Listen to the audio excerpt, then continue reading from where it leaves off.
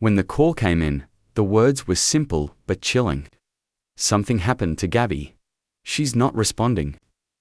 The caller, Candace, spoke with an eerie detachment. She wasn't screaming, she wasn't panicking.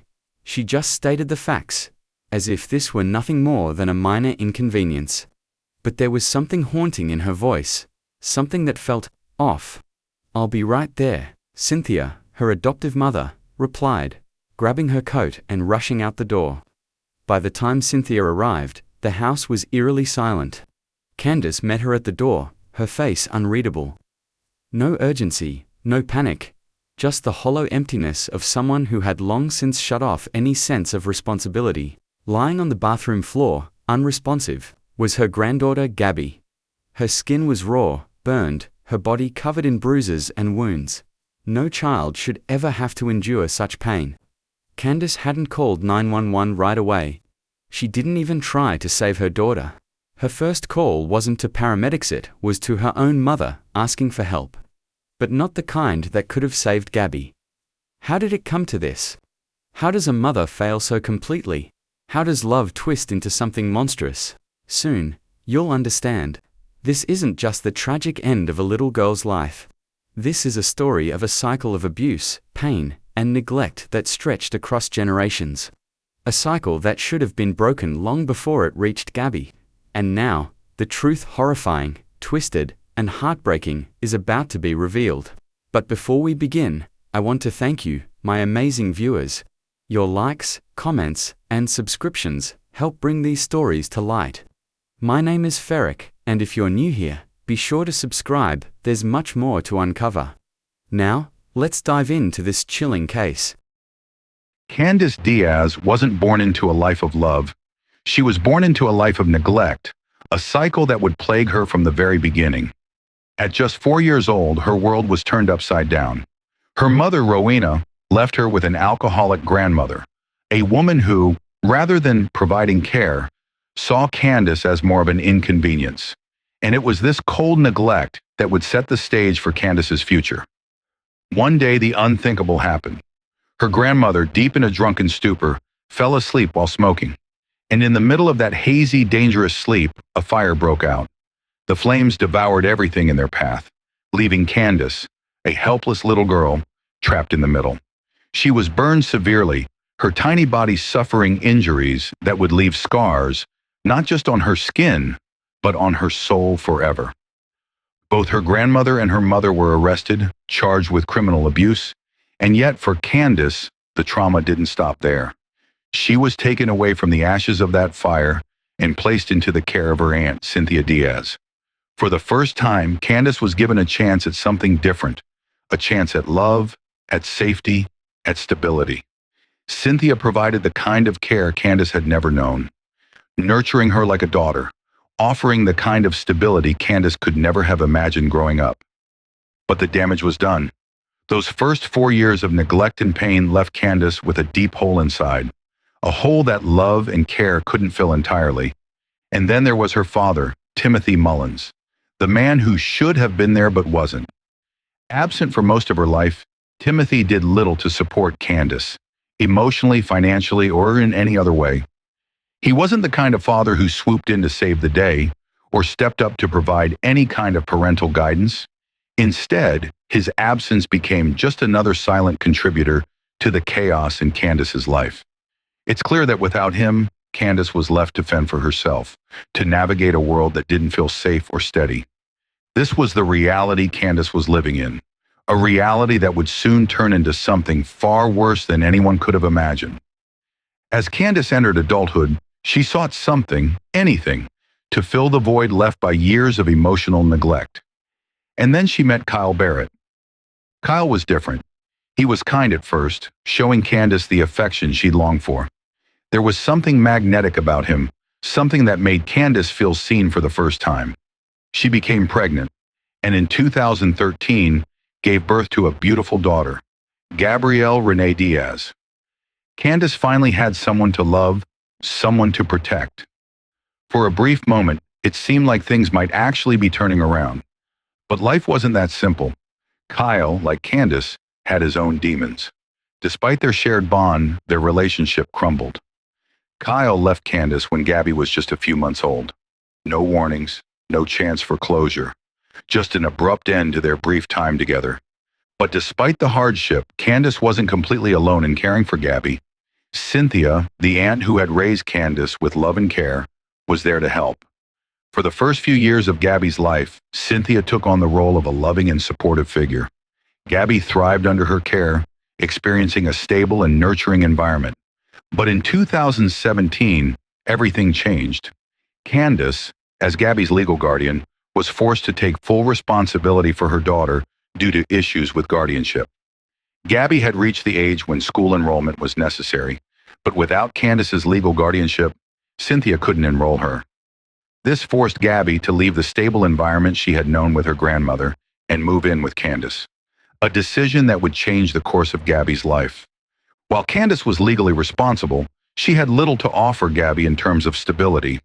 Candace was struggling to make ends meet, and now with Gabby in her care, she had to face the challenge of being a mother on her own. Unfortunately, Candace's own unresolved issues would only make it harder for Gabby to have the safe and loving home she deserved. But before 2017 that Gabby had to start living with Candace again, someone else was already in the picture that would eventually complicate the story even more. It was 2015 when Candace met Brad Fields and everything changed. Brad had a past, a violent one, a criminal record thick with charges of assault, weapon possession, and erratic behavior.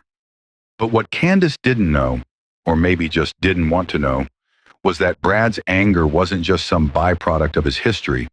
It wasn't something that could be easily explained away by his mental health issues, as he often claimed. Brad wasn't just a man with a condition. Brad was a man with a hunger for control, for power, for domination, and he was about to make Candace feel the full weight of that hunger. They moved in together quickly, Candace and Brad. Within months, they were living in the Rawsonville Woods mobile home park in Belleville, Michigan, a place that would later become a prison for Gabby. Garbage was piling up, food rotting, and the stench of dog waste was inescapable. But for Candace, none of that mattered. All that mattered was Brad. So when Gabby had to join them in 2017, it was hell. Candace was slowly being drained of everything that once mattered. Her family, her friends, all of them, pushed out of her life by Brad's control. No more calls from her Aunt Cynthia. No more visits. And as Brad tightened his grip on her, Candace distanced herself from the one person who could have saved her. Gabby was no longer a priority. She was just there, left to fend for herself, just like Candace had been all those years ago, abandoned in a world where the ones supposed to protect her were the ones hurting her. At school, Gabby shone. She was polite, well-mannered, and had no issues using the bathroom like any other child her age. But once home, everything changed. Every minor accident, which was more a symptom of stress than anything else, became a source of severe punishment. Candace and Brad saw those accidents as opportunities to lash out, treating them as acts of defiance rather than signs of distress. Gabby was punished for being a child, punished for being scared, for feeling hurt, for trying to make sense of the chaos she was now living in. The punishment didn't stop with words. The abuse escalated into a constant cycle of emotional and physical torment. Brad's cruelty knew no bounds. He would make Gabby wear garbage bags instead of clothes, a cold and dehumanizing punishment meant to humiliate her. Gabby, already fragile, was subjected to ice-cold baths, her body trembling in the freezing water as she begged for warmth that never came. How much pain could one little girl endure before her innocence was completely stripped away? But the abuse didn't just stay within those walls. It went beyond the physical. Candace, who should have been her protector, wasn't just passive in Gabby's suffering. Candace was complicit. How else could you explain the chilling text messages between her and Brad, where he sent her videos of Gabby being mistreated, and Candace responded with utter indifference, asking Brad if he wanted anything from McDonald's? Imagine that for a second. A child in agony, suffering unimaginable cruelty, and a mother's response is to talk about fast food. That's how deep the apathy ran. That's how far gone she had become. As Brad continued his reign of terror, things only got worse. Gabby, in the twisted logic of Brad's mind, wasn't just misbehaving, she was a problem that needed to be dealt with. So he shanked her with a fork, an act that sent shivers down anyone's spine. And it didn't stop there. He forced Gabby to swallow unprescribed Adderall, a drug that messed with her young, fragile body. He deprived her of comfort, of care, of warmth. And Candace, she stood by, or worse, participated. Each act of violence was met with more silence, more neglect, more indifference. A child, a mother, and a man lost in a terrible, toxic web of abuse. What kind of world does that create for a 4-year-old girl? It was New Year's Day, 2018. A day that should have been filled with warmth, love, and hope for the year ahead. But for Gabby, that day became the darkest of her short life. A day that sealed her fate forever. Candace and Brad had decided, in their twisted logic, that Gabby needed to be punished. And not just any punishment. This was the final act of cruelty, the boiling hot bath, a deliberate, sickening act of torture that would leave its mark on Gabby's body and soul. They forced her into the scalding water, the kind of temperature that you wouldn't even consider for a grown adult, let alone a fragile, innocent 4-year-old. Gabby screamed in pain, her skin starting to melt off her body. But those screams? They didn't faze Candace or Brad, not one bit. They watched.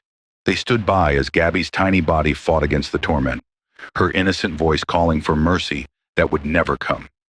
Candace later claimed that Gabby had run the bath herself, a pathetic attempt to cover up the deliberate nature of the injury.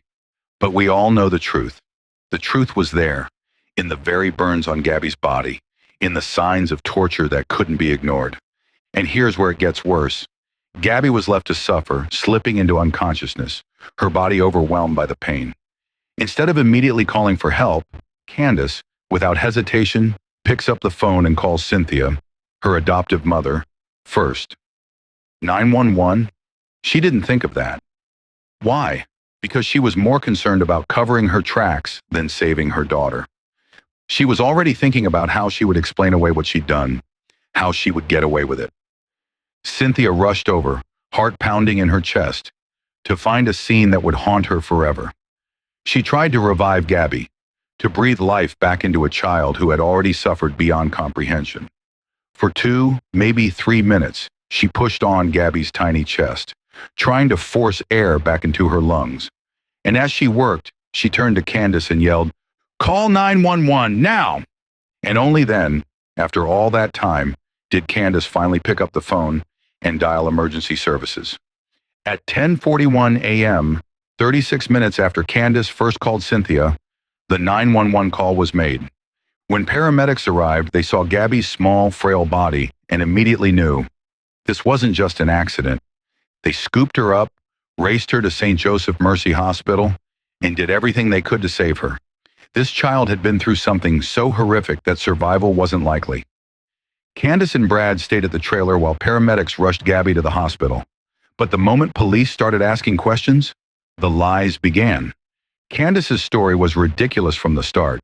She told officers that Gabby had run a bath for herself, accidentally turned the water too hot, and sat in it for too long. Now, anyone who has ever been around a 4-year-old knows one thing. They don't just run baths for themselves and sit in scalding water for fun. But Candace was committed to her lie. She even told police that Gabby loved baths so much that she would stay in them for hours at a time. The officers weren't buying it. They looked around the house and found no water in the tub, no water on the floor, no sign that anyone had just been submerged in a bath. Then they looked at Candace and Brad. Neither of them was wet. Neither had even tried to pull Gabby out of the water. Right away, it was clear something wasn't adding up. At the hospital, doctors and nurses fought to stabilize Gabby, but by the time she arrived, it was too late. Her body was in septic shock. The burns on her legs and back were so severe that her skin was missing entirely in some places. The damage wasn't just external. Her organs were shutting down. There was no water in Gabby's lungs. That meant she hadn't drowned. She had been pulled out of the water while still alive. Her fingers weren't pruned. If she had been sitting in water for hours like Candace claimed, there would have been wrinkling on her skin. But there wasn't. Her hair was damp, but the floor was dry. The only explanation? Someone had wet her hair on purpose, to make it look like she had been in a bath. Gabby had been deliberately burned, and as investigators would soon find out, the abuse didn't stop there. Gabby's autopsy revealed something horrifying.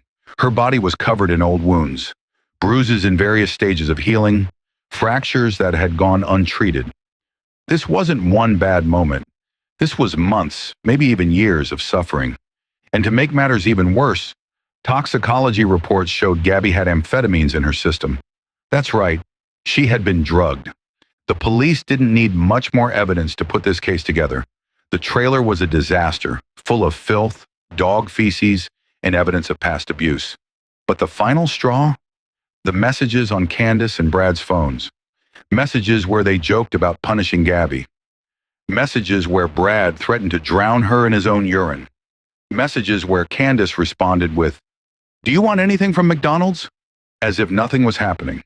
This wasn't neglect. This wasn't a moment of bad parenting. This was torture.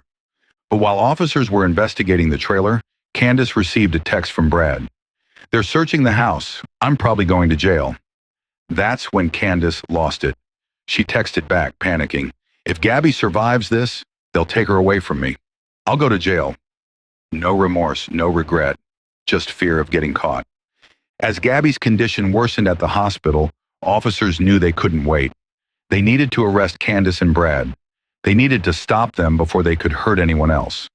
But what the officers didn't know yet, Candace and Brad weren't planning to stick around, because just hours after Gabby's death, the couple would flee, abandoning their remaining daughter Zoe and launching a nationwide manhunt. And the way they got caught, it was almost as ridiculous as their attempt to escape.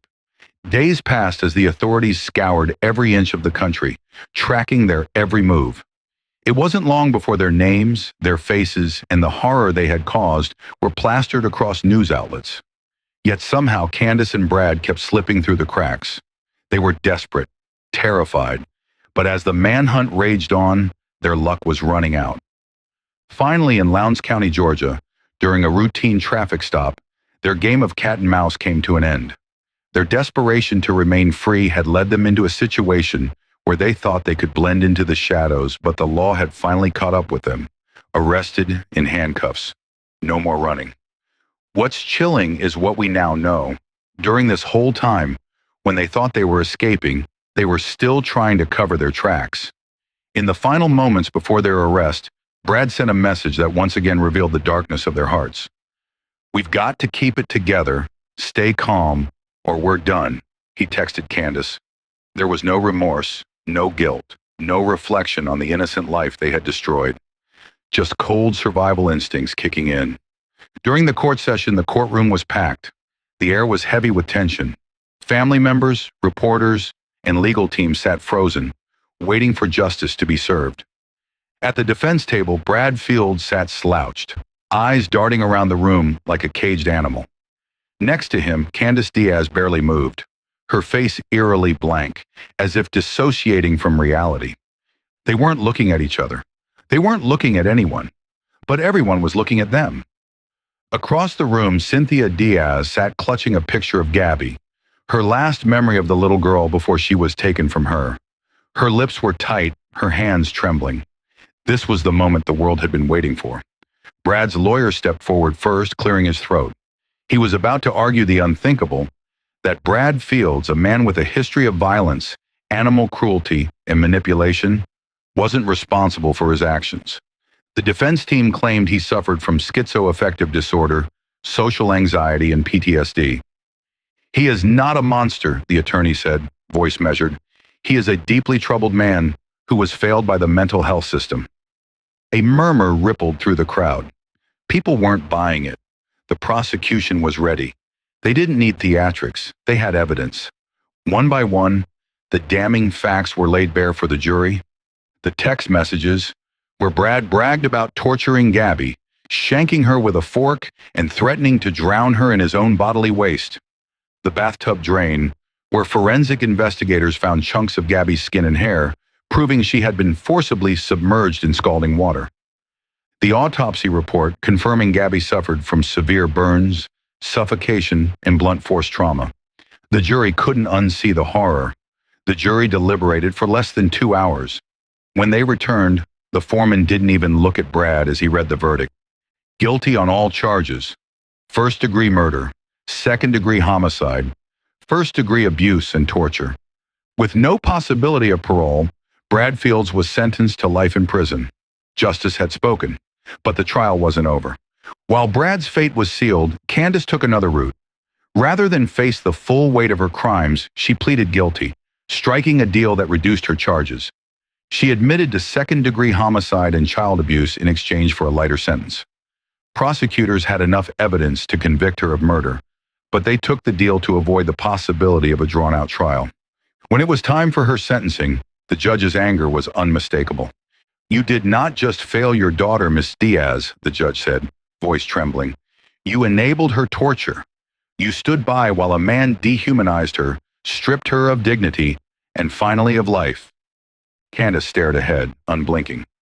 "This court does not believe you deserve mercy," the judge continued. "You will serve 30 to 60 years in prison." The moment Gabby's case hit the news, the outrage was immediate. People demanded to know how a 4-year-old could be so horrifically abused without anyone stepping in. How did CPS miss the warning signs? How did neighbors hear the screams and do nothing? And why Candace's sentence was not a life sentence? Social services had been involved, yet no one took Gabby away from that house. No one saw the extent of the abuse until it was too late. This wasn't just the failure of 2 people. It was the failure of an entire system that was supposed to protect her. Gabby's little half-sister, Zoe, was just a baby when the nightmare unfolded. Unlike Gabby, she was spared from the horror. But what would her future look like? Authorities placed her in protective custody immediately after Brad and Candace's arrests. Where she is today remains sealed, hidden away for her safety. One can only hope that she's somewhere safe, surrounded by people who will never let what happened to Gabby happen again. Kyle Barrett, Gabby's biological father, was in jail when she died. The last time he saw her, she was smiling, giving him one last hug before he turned himself in. He had no idea that was the last time he would ever see her alive. When the truth about what happened to Gabby came out, he was devastated. He said if he had known what Candace and Brad were doing, he would have taken her away. But that's the thing about regret. It comes too late. This case wasn't just about Candace Diaz and Brad Fields. It was about the cracks in the system that allowed Gabby to slip through. Social workers, neighbors, even family members, all missed the warning signs. And now the only thing left to do is ask, what does it take for a child to be saved? How many chances do we miss before it's too late? Gabby's story should not be forgotten. If you suspect a child is being abused, don't ignore it. Speak up, report it, because silence is deadly. And as for Candace and Brad, one is spending the rest of his life in prison, and the other will be behind bars for decades. But justice doesn't bring Gabby back. It never will. I'd love to hear your thoughts on Gabby's case. Do you think the authorities acted swiftly enough, or were there warning signs that should have been taken more seriously? What more could have been done to protect her before it was too late? And how can we as a community be more vigilant in advocating for children trapped in abusive environments? If you haven't already, consider joining our True Crime membership. Every story we cover is told with care and a deep commitment to bringing awareness to the cases that truly matter. Be sure to check out the other videos on this channel, where we take a closer look at the cases that demand justice. Your support means the world. I can't wait to hear your thoughts in the comments. See you soon.